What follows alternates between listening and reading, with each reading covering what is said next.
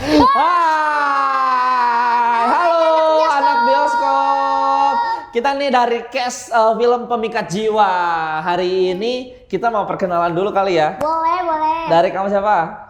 Aku Ravan Alarian di sini berperan sebagai Arif. Arif. Aku Fajar Nugra di sini berperan sebagai Arif juga. Iya, Arif nomor 2. Nggak bohong. Aku berperan sebagai Jai. Nih yang ini nih. Orangnya nih.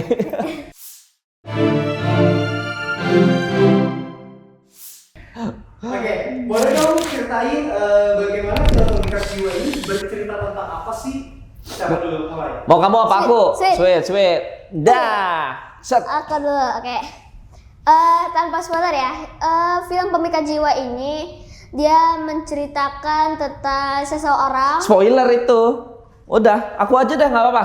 Film Pemikat Jiwa ini menceritakan tentang seseorang. Spoiler. Oh iya, ya udah kamu deh, kamu. Jadi Pemikat Jiwa ini menceritakan sebuah orang. sebuah orang yang dia suka sama orang lain, tapi salah satu orang yang dicintai itu dia ternyata udah punya calon suami. Nah, Orang yang suka sama orang yang punya calon suami itu, nah, terus kamu cerita aja, aku mainin ininya. oke. Oh. Jadi orang yang suka sama orang yang punya calon suami ini, dia akhirnya melakukan sesuatu yang sangat-sangat mengerikan. Dan akhirnya cintanya itu akhirnya dipaksakan oleh orang ini. Dan akhirnya orang yang punya calon suami itu kesurupan dan menjadi itulah. Itu spoiler kamu. Itu spoiler. Ya udah, pokoknya orang ini suka sama orang ini, orang ini udah punya calon suami. Ini Terus orang orangnya. ini gimana cara dapetin si ininya? Pakai itu. Ada deh. Pakai pelet, teman-teman. Iya, pakai Itu pelet. dia. Penasaran nggak sama cerita apa yang Pemikat tadi Jiwa. kita ceritakan? Tentu penasaran dong. Pasti dong. Kalau penasaran harus gimana mereka? Nggak tahu. Nonton. Iya, nonton juga Di mana? di bioskop Tanggal? tanggal 9 Juli. Nah itu dia tuh. Sudah cukup menjelaskan teman-teman.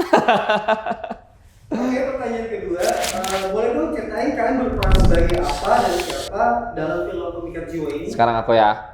Aku di sini berperan sebagai Jai di film Pemikat Jiwa ini. Jai ini adalah dia tuh penjagal ayam, teman-teman. Dia penjual ayam.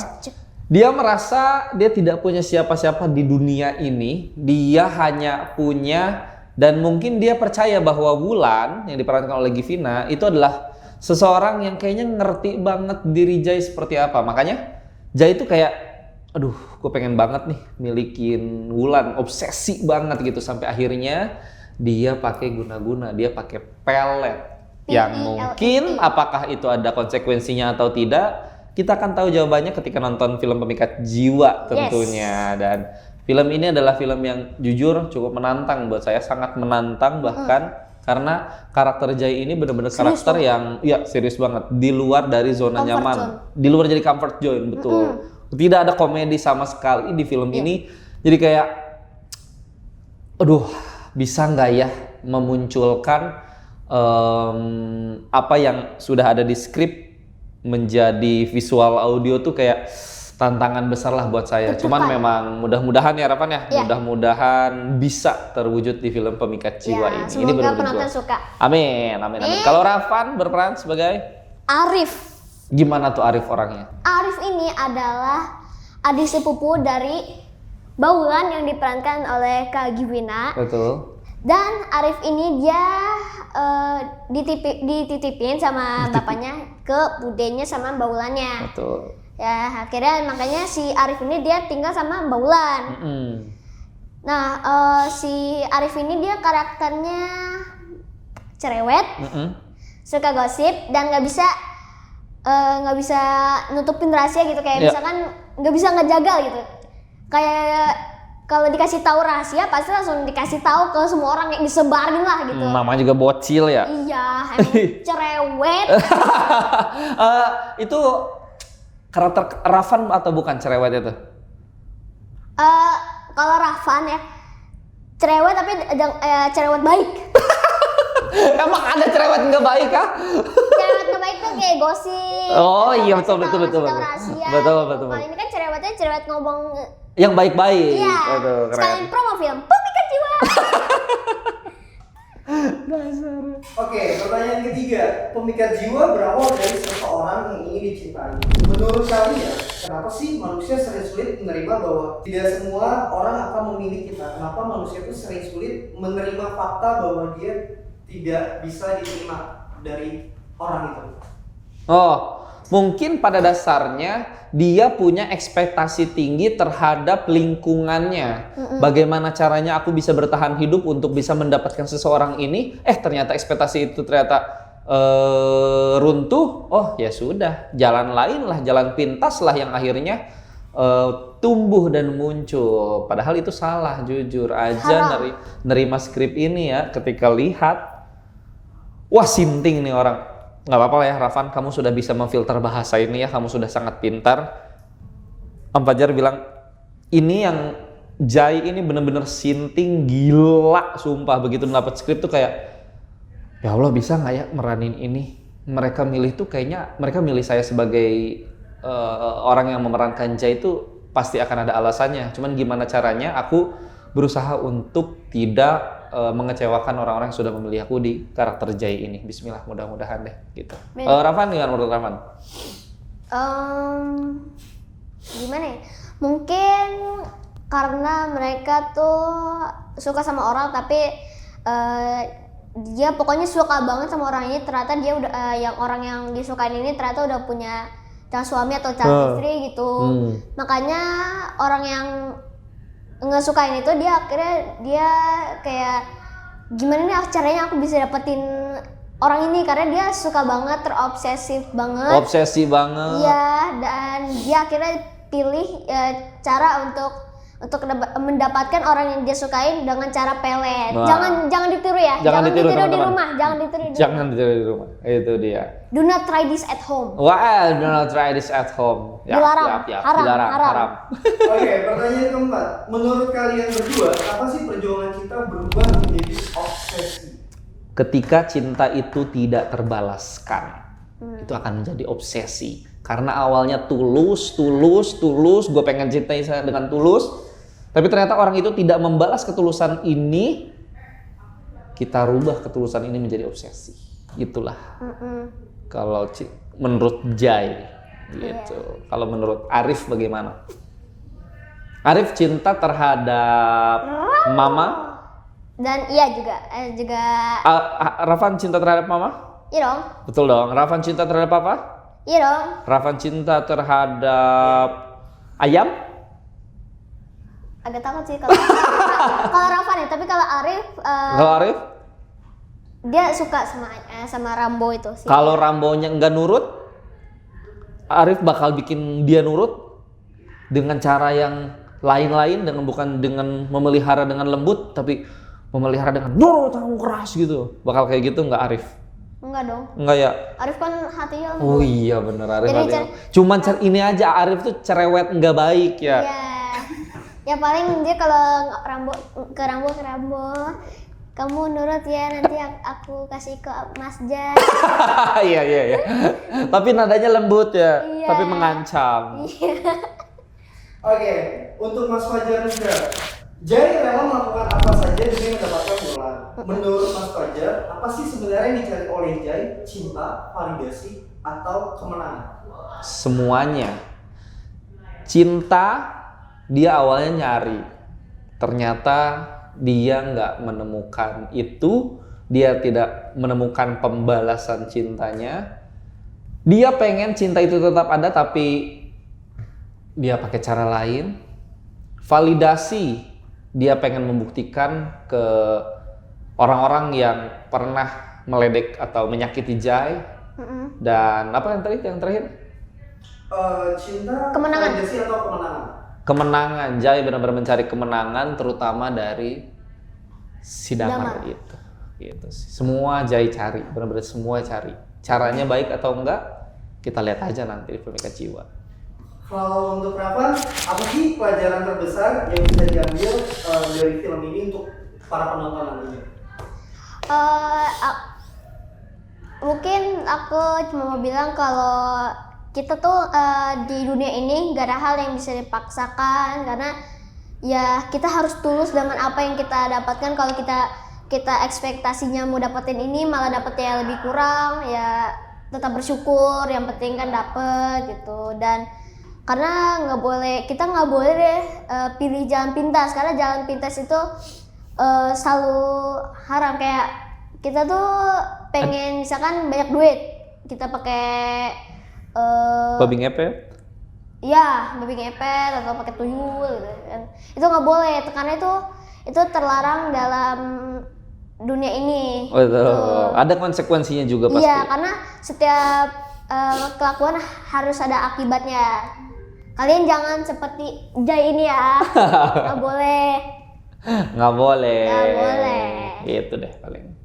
Oke, balik lagi ke Mas Fajar. Apa sih yang membuat Mas Fajar tertarik untuk memainkan karakter yang begitu kompleks seperti Jai? Dan itu karakter ini, film ini adalah film yang menantang. Bener-bener bikin aku ngerasa bahwa aku harus bisa membuktikan kalau aku bukan hanya terbang di sayap komedi, tapi juga bisa di sesuatu yang gelap seperti Jai ini. Ini bener-bener karakter yang aduh gelap banget. Aku beberapa kali selalu nyobain bagaimana sih tatapan Jai menatap orang lain tuh di rumah, sampai istriku kayak, sayang jangan kayak gitu please. Aku tuh seneng kalau digituin sama istri. Ya artinya kan mungkin berhasil mudah-mudahan ya. Jujur aku nggak mau takabur atau gimana. Cuman aku berusaha semaksimal mungkin untuk akhirnya memainkan karakter Jai ini, yang mana ini adalah wow, film tersulit yang pernah ku jalanin kayaknya ini. 4 hari syuting tuh bener-bener kerasa deg-degannya, kayak ngawang aja gitu, bener-bener yang kenapa sih deg-degan banget gitu. Kayak aku punya perasaan takut mengecewakan skrip sih, karena skripnya udah sangat bagus banget. Karakter Jai sudah sangat dibuild dengan sangat indah banget, meskipun sebenarnya aku baca tuh kayak simping nih orang, sumpah. Aku kalau ada dia di kehidupan nyata sebenarnya ada sih. Kata Mas Nugroho Agung sebenarnya ada nih orang. Karena ini diangkat dari kisah nyata ya. Cuman kalau dia ada di depan aku mungkin nggak jadi deh, jujur. Takut juga deh sama Jai yang aslinya. Jujur. Cuman kayak tolong. Ini orang sinting, sumpah. Gelap. Aku ngerasa gelap ini.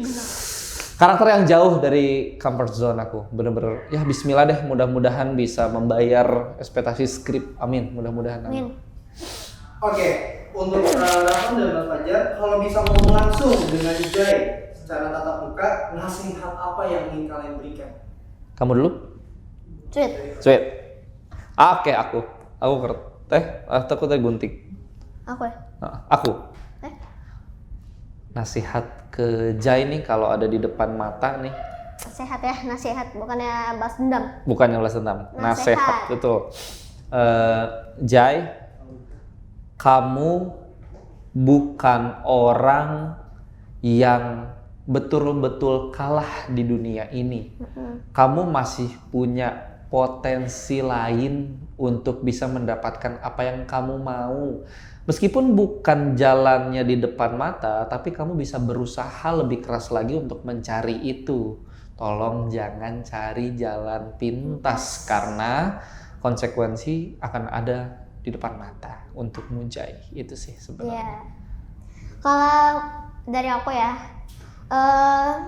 Mas Jai, kamu jangan pilih jalan pintas karena kan ada akibatnya. Karena bayang aja kalau kita lagi di jalan dan kita pilih jalan pintas karena kan macet.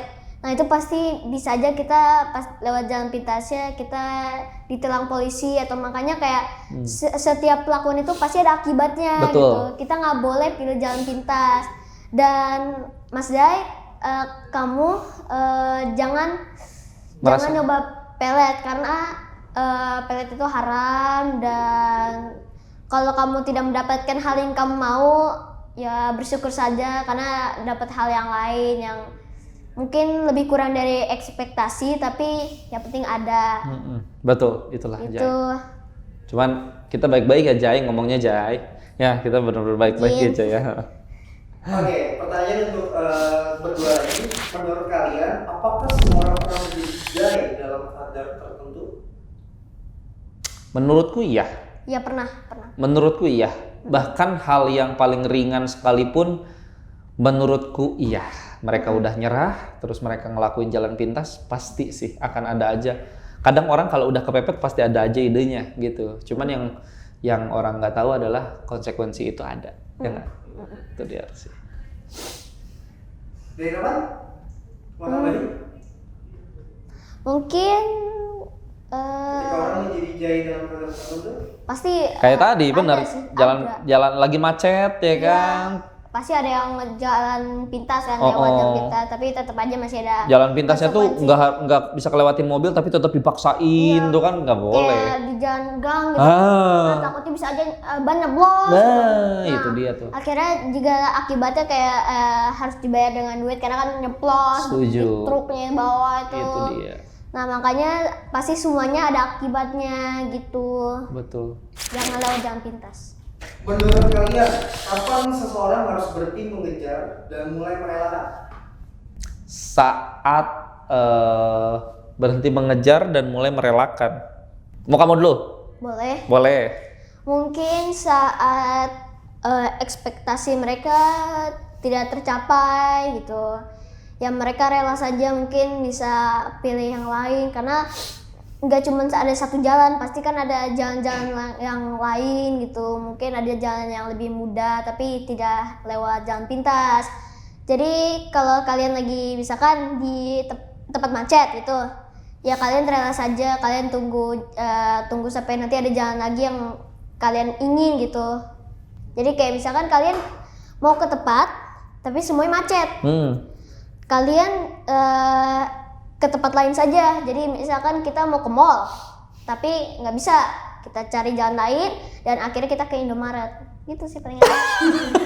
Beli apa? ya pokoknya kita ke tempat lain gitu, harus rela apa yang kita ini. Oke.